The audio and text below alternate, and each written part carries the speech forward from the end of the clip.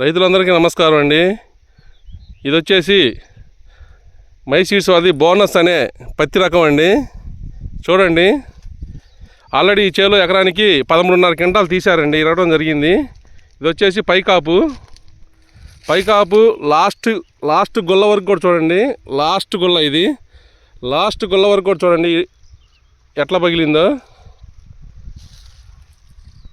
5 కన్నులు, 4 కన్నులు, 5 కన్నులు, ప్రతి కన్ను కూడా ఎక్కడా కూడా ఎటువంటి పుచ్చుగుల్ల లేకుండా ఎట్లా పాల పొంగు వలె ఎలా పగిలింది చూడండి. ఇట్లా తీయడానికి కూడా ఎంత ఈజీగా వస్తుందో, రైతుకు కూడా కూలీలకు కూడా చాలా అలకంగా తీయడానికి వస్తుంది.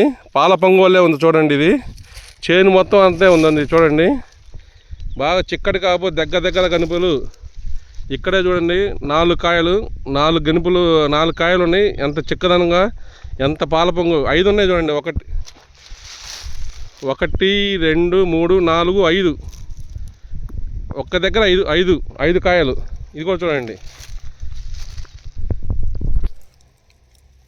ఆల్రెడీ ఎకరానికి 13.5 క్వింటాలు తీశారు. ఇప్పుడు పగిలిన పత్తి ఇలా ఉంది చేను మొత్తం చూడగలరు. ఇది మై సీడ్స్ అది బోనస్ అనే పత్తి రకం. ఇది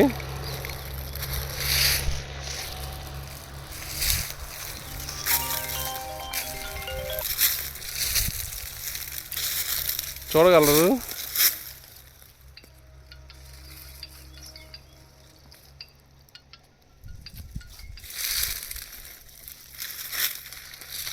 ప్రతి చెట్టు, ప్రతి కాయ ఎట్లా పగిలిందో చూడండి. దగ్గర గెనుపు ఎక్కడ కూడా ఇటువంటి చూడండి.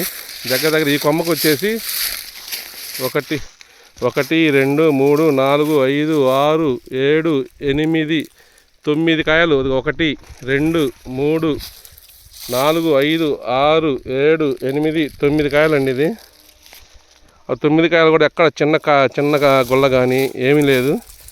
పాల పొంగు వల్ల ఎలా పొంగిందో చూడండి. ఇది కూడా ఈ చెట్టు చూడండి. అదిగో ఈ కొమ్మకి 5 కాయ, 5, ఆ కొమ్మకు ఒక 8 9 కాయలు, ఈ కొమ్మకి ఒక 4 కాయలు, దానికి ఒక 3 కాయలు.